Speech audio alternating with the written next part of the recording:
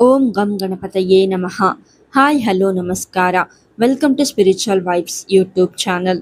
ಜ್ಯೋತಿಷ್ಯ ಶಾಸ್ತ್ರದ ಪ್ರಕಾರ ಕೆಲ ರಾಶಿಯವರು ಹೊಸ ವರ್ಷದಲ್ಲಿ ಕೋಟ್ಯಾಧಿಪತಿಗಳಾಗುವ ಅದೃಷ್ಟ ದಂಪತಿಗಳಾಗಿರುತ್ತಾರೆ. ಹಾಗಾದರೆ ಆ ರಾಶಿಗಳು ಯಾವುವು ಎಂದು ಈ ವಿಡಿಯೋದಲ್ಲಿ ತಿಳಿಯೋಣ.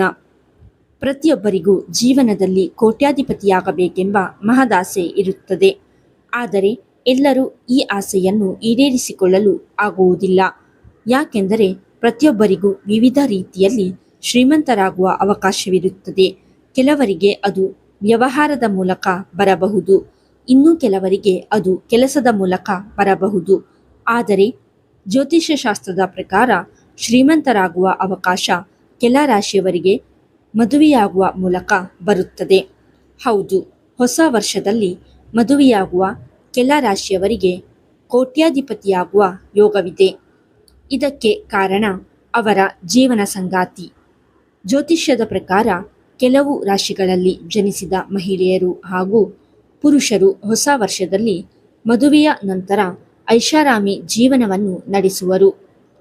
ಕಾರಣವೆಂದರೆ ಇವರು ಶ್ರೀಮಂತ ವ್ಯಕ್ತಿಯನ್ನು ಮದುವೆಯಾಗಬಹುದು ಅಥವಾ ಮದುವೆಯಾದ ನಂತರ ಶ್ರೀಮಂತರಾಗುವ ಯೋಗ ಕೂಡಿ ಬರಬಹುದು. ಹಾಗಾದರೆ 2026ರಲ್ಲಿ ಯಾವ ರಾಶಿಯ ದಂಪತಿಗಳಿಗೆ ಕೋಟ್ಯಾಧಿಪತಿಯಾಗುವ ಅವಕಾಶಗಳು ಇವೆ ಎಂದು ತಿಳಿಯಲು ಈ ವಿಡಿಯೋವನ್ನು ತಪ್ಪದೆ ಕೊನೆಯವರೆಗೂ ನೋಡಿ. 1. ವೃಷಭ ರಾಶಿ. ಜ್ಯೋತಿಷ್ಯ ಶಾಸ್ತ್ರದ ಪ್ರಕಾರ 2026ರಲ್ಲಿ ವೃಷಭ ರಾಶಿಯ ಮಹಿಳೆ ಅಥವಾ ಪುರುಷರು ಮಿಥುನ, ಕನ್ಯಾ, ಮಕರ ರಾಶಿಯ ಪುರುಷ ಅಥವಾ ಮಹಿಳೆಯನ್ನು ಮದುವೆಯಾಗುವುದರಿಂದ ಕೋಟ್ಯಾಧಿಪತಿಗಳಾಗುವ ಅವಕಾಶ ಪಡೆಯುವರು. ಈ ರಾಶಿಯನ್ನು ಆಳುವ ಗ್ರಹಗಳು ಮಿತ್ರಗ್ರಹಗಳಾಗಿದ್ದು ಇವರ ನಡುವೆ ಕಂಕಣ ಭಾಗ್ಯ ಕೂಡಿ ಬಂದರೆ ಸಂಸಾರದಲ್ಲಿ ಹೊಂದಾಣಿಕೆ ಹೆಚ್ಚುವುದು. ಅಲ್ಲದೆ ಈ ರಾಶಿಯವರು ಸಂಪತ್ತನ್ನು ನೈಸರ್ಗಿಕವಾಗಿ ಆಕರ್ಷಿಸುವಂತವರಾಗಿರುತ್ತಾರೆ ಎಂದು ಹೇಳಲಾಗುತ್ತದೆ. ಸೌಂದರ್ಯ ಮತ್ತು ಐಷಾರಾಮಿ ಗ್ರಹವಾದ ಶುಕ್ರನಿಂದ ಆಳಲ್ಪಡುವ ವೃಷಭ ರಾಶಿಯವರು ವಿನಮ್ರ ಸ್ವಭಾವ, ಸೊಗಸಾದ ಮಾತುಗಾರಿಕೆ ಮತ್ತು ನಿಷ್ಠೆಯನ್ನು ಹೊಂದಿರುವುದರಿಂದ ಇವರು ಬಹುಬೇಗ ಶ್ರೀಮಂತರಾಗಬಹುದು.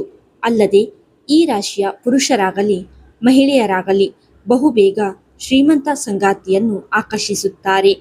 ಹೀಗಾಗಿ ಜೀವನದಲ್ಲಿ ಸಾಕಷ್ಟು ಬದಲಾವಣೆಗಳಾಗುವ ಸಾಧ್ಯತೆ ಇದೆ. 2. ಸಿಂಹರಾಶಿ. ಹೊಸ ವರ್ಷದಲ್ಲಿ ಸಿಂಹರಾಶಿಯವರು ಕಟಕ ಹಾಗೂ ವೃಶ್ಚಿಕ ರಾಶಿಯವರನ್ನು ವಿವಾಹವಾಗುವ ಯೋಗ ಕೂಡಿ ಬಂದರೆ 2026ರಲ್ಲಿ ನಿಮ್ಮಷ್ಟು ಅದೃಷ್ಟವಂತರು ಯಾರೂ ಕೂಡ ಇಲ್ಲ. ಈ ರಾಶಿಯವರು ಪರಸ್ಪರ ಹೊಂದಿಕೊಳ್ಳುತ್ತಾರೆ. ಜೊತೆಗೆ ಮದುವೆಯಾಗಲು ಶ್ರೀಮಂತರನ್ನೇ ಆಯ್ಕೆ ಮಾಡಿಕೊಳ್ಳಬಹುದು. ಹೀಗಾಗಿ ಈ ರಾಶಿಯವರು ಮದುವೆಗೂ ಮುನ್ನ ಶ್ರೀಮಂತ ಸಂಗಾತಿಯನ್ನು ಆಯ್ಕೆ ಮಾಡಿಕೊಳ್ಳಬಹುದು ಅಥವಾ ಮದುವೆಯ ನಂತರ ಶ್ರೀಮಂತರಾಗುವ ಯೋಗವನ್ನು ಪಡೆಯುತ್ತಾರೆ. ಸೂರ್ಯ ಆಳುವ ಸಿಂಹರಾಶಿಯವರಿಗೆ ಆತ್ಮವಿಶ್ವಾಸ, ಪ್ರಕಾಶಮಾನವಾದ ವ್ಯಕ್ತಿತ್ವ ಇರುತ್ತದೆ. ಅಧಿಕಾರ, ಸಂಪತ್ತು ಕಾರಕನಾದ ಸೂರ್ಯ ಆಳುವ ಸಿಂಹರಾಶಿ ಸ್ವಾಭಾವಿಕವಾಗಿ ತಮ್ಮ ಜೀವನವನ್ನು ಐಷಾರಾಮಿಯಾಗಿ ಇಡಬಲ್ಲ ಪುರುಷರತ್ತ ಆಕರ್ಷಿತರಾಗುತ್ತಾರೆ. 3. ತುಲಾರಾಶಿ. 2026ರಲ್ಲಿ ತುಲಾರಾಶಿಯವರು ವೃಶ್ಚಿಕ, ಕುಂಭ, ಕನ್ಯಾ ರಾಶಿಯವರೊಂದಿಗೆ ವಿವಾಹವಾಗುವ ಯೋಗ ಕೂಡಿ ಬಂದರೆ ಭವಿಷ್ಯವೇ ಬದಲಾಗಲಿದೆ. ಯಾಕೆಂದರೆ ಈ ರಾಶಿಯವರು ಶಿಸ್ತಿನ ಸಿಪಾಯಿಗಳಾಗಿರುತ್ತಾರೆ. ಯಾವುದೇ ವಿಷಯವನ್ನು ಬುದ್ಧಿವಂತಿಕೆಯಿಂದ ಯೋಚಿಸುವರು. ಅಲ್ಲದೆ ತುಲಾ ಶುಕ್ರನಿಂದ ಆಳಲ್ಪಡುವ ಮತ್ತೊಂದು ರಾಶಿಯಾಗಿದೆ. ಶುಕ್ರ ರಾಶಿಯವರೊಂದಿಗೆ ಕೆಲ ರಾಶಿಯವರು ತುಂಬ ಸುಲಭವಾಗಿ ಹೊಂದಿಕೊಳ್ಳುವುದರಿಂದ ಇವರ ದಾಂಪತ್ಯ ಜೀವನವು ಅದ್ಭುತವಾಗಿರಲಿದೆ. ದಾಂಪತ್ಯ ಸುಖಮಯವಾಗಿದ್ದರೆ ಅಂದುಕೊಂಡಂತೆ ಜೀವನ ನಡೆಸಲು ಸಾಧ್ಯವಾಗುವುದು. ಇದಲ್ಲದೆ ತುಲಾರಾಶಿಯವರಿಗೆ ಸಂಪತ್ತು, ಸೌಲಭ್ಯಗಳನ್ನು ಆಕರ್ಷಿಸುವ ಶಕ್ತಿ ಇದೆ. ಹೀಗಾಗಿ ಇವರು ಶ್ರೀಮಂತ ಹಾಗೂ ಬುದ್ಧಿವಂತ ಸಂಗಾತಿಯನ್ನು ವಿವಾಹವಾಗುವ ಅವಕಾಶಗಳನ್ನು ಪಡೆಯುವರು. 4. ವೃಶ್ಚಿಕ ರಾಶಿ. ವೃಶ್ಚಿಕ ರಾಶಿಯ ಮಹಿಳೆಯರು ಕಠಿಣ ಪರಿಶ್ರಮಿಗಳು, ತಾಳ್ಮೆ ಮತ್ತು ಗುರಿಗಳನ್ನು ಸಾಧಿಸುವ ಬಗ್ಗೆ ಉತ್ಸುಕರಾಗಿರುತ್ತಾರೆ. ಇವರು ಜೀವನದಲ್ಲಿ ಪ್ರಗತಿ ಮತ್ತು ದೀರ್ಘಾವಧಿಯ ಯೋಜನೆಗಳನ್ನು ಗೌರವಿಸುವರು. ಇದು ಸ್ವಾಭಾವಿಕವಾಗಿ ಶಿಸ್ತುಬದ್ಧ ಮತ್ತು ಆರ್ಥಿಕವಾಗಿ ಸುರಕ್ಷಿತರಾಗಿರುವ ಪುರುಷರನ್ನು ಆಕರ್ಷಿಸುತ್ತದೆ. ಈ ಮಹಿಳೆಯರು ತಮ್ಮ ಜೀವನದಲ್ಲಿ ಗಟ್ಟಿಯಾದ ಅಡಿಪಾಯವನ್ನು ರಚಿಸಿದ ನಂತರವೇ ಹೆಚ್ಚಾಗಿ ಮದುವೆಯಾಗುತ್ತಾರೆ. ಹಾಗೆ ಮಾಡಿದಾಗ ಅವರ ಗಂಡಂದಿರು ಸಾಮಾನ್ಯವಾಗಿ ಯಶಸ್ವಿಯಾಗುತ್ತಾರೆ ಮತ್ತು ಸಮರ್ಥರಾಗಿರುತ್ತಾರೆ. ವೃಶ್ಚಿಕ ರಾಶಿಯ ಅಧಿಪತಿ ಶನಿಯಾಗಿರುವುದರಿಂದ ಈ ರಾಶಿಯವರು 2026ರಲ್ಲಿ ವೃಷಭ, ತುಲಾ, ಮಿಥುನ ರಾಶಿಯವರನ್ನು ಮದುವೆಯಾಗುವುದು ಮಂಗಳಕರವಾಗಿದೆ. 5. ಮಕರ ರಾಶಿ.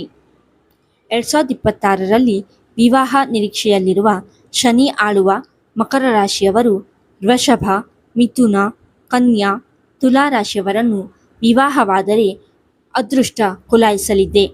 ಹೊಸ ವರ್ಷದಲ್ಲಿ ಈ ರಾಶಿಯವರು ಮದುವೆಯಾದರೆ ಜೀವನ ಅದ್ಭುತವಾಗಿರಲಿದೆ. ಜಾತಕದಲ್ಲಿ ಯಾವುದೇ ದುಷ್ಟಗ್ರಹ ಸಂಚಾರ ಇಲ್ಲದೇ ಇದ್ದರೆ ಈ ರಾಶಿಯವರು ಪರಸ್ಪರ ವಿವಾಹವಾಗಬಹುದು. ಇದರಿಂದಾಗಿ ದಾಂಪತ್ಯ ಜೀವನ ಸಂತೋಷದಿಂದ ಕೂಡಿರುವುದು ಮಾತ್ರವಲ್ಲದೆ ಶ್ರೀಮಂತರಾಗುವ ಯೋಗ ಕೂಡಿಬರಲಿದೆ. ಈ ರಾಶಿಗಳನ್ನು ಆಳುವ ಗ್ರಹಗಳು ಮಿತ್ರ ಗ್ರಹಗಳಾಗಿದ್ದು ಬಹುಬೇಗ ಸಂಪತ್ತನ್ನು ಆಕರ್ಷಿಸುತ್ತಾರೆ. ಹೀಗಾಗಿ ಮಕರ ರಾಶಿಯವರು ಈ ರಾಶಿಯ ಸಂಗಾತಿಯನ್ನು ಹೊಸ ವರ್ಷದಲ್ಲಿ ವಿವಾಹವಾದರೆ ಶ್ರೀಮಂತರಾಗುವ ಯೋಗ ಕೂಡಿ ಬರಲಿದೆ. ಈ ವಿಡಿಯೋ ನಿಮಗೆ ಇಷ್ಟವಾಗಿದ್ದಲ್ಲಿ ಲೈಕ್ ಮಾಡಿ, ಶೇರ್ ಮಾಡಿ ಮತ್ತು ನಿಮ್ಮ ರಾಶಿಯು ಒಂದಾಗಿದ್ದರೆ ಯಾವುದೆಂದು ಕಮೆಂಟ್ ಮಾಡಿ. ಹಾಗೆಯೇ ಇನ್ನೂ ಹೆಚ್ಚಿನ ವಿಡಿಯೋಗಳಿಗಾಗಿ ನಮ್ಮ ಚಾನಲನ್ನು ಸಬ್ಸ್ಕ್ರೈಬ್ ಮಾಡಿ. ಧನ್ಯವಾದಗಳು.